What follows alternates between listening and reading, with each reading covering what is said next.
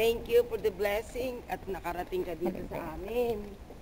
Ikaw na sana bahalang magpuno sa aming kakulangan kasi ang pagdating mo is urgent.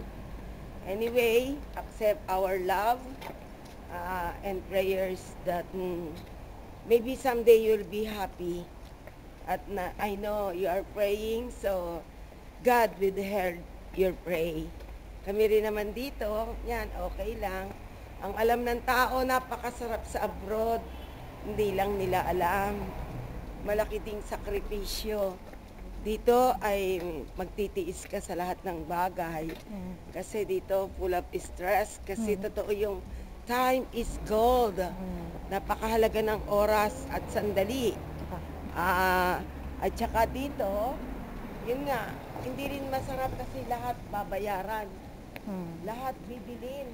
Kaya kung hindi ka masipag, kung hindi ka madiskarte, wala din. Hindi ka rin maligaya kasi saan ka kukuha, saan ka hanap. Hindi katulad yan sa Philippines, pero ang pinaka-easing buhay dito, yun nga, sa haba ng oras, makakaisip ka, makakadiskarte ka. Ang pinakamalaga lang, marunong kang makisama, marunong kang magtanim para makaani ka pagdating ng oras. Yun lang ang buhay dito. Pero ang happiness pa rin natin is in our own country, our beloved Philippines. Yun lang ang sa akin. Kaya lahat kami ditong mga Pilipino, kahit nababaon na sa utang, nangangarap pa rin makauwi. 1 taon o 2 taon, gano'n. Wala kaming sinasayang na sandali para makaipon, para makita din namin ang pamilya namin at mga kaibigan sa Philippines. Lahat ng Pilipino, yun ang pangarap pag dumarating sa ibang bansa.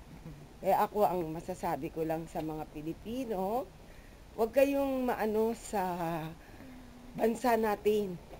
We love our own country pa rin.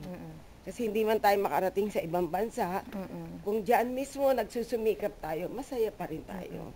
Dito masaya ka nga, malayo ka naman sa pamilya mo. Masaya ka nga, wala ka namang, wala kang ano rito, happiness. Liban sa talagang, sa galing ng pakikisama mo, kaya ka masaya, pero wala nang pinakamasarap kundi sa Pilipinas. Yun lang ang masasabi ko. Papasok na kami sa school. Pwede akong sumama? Saan? Sa loob? Oo, ganyan hanggat walang bantay.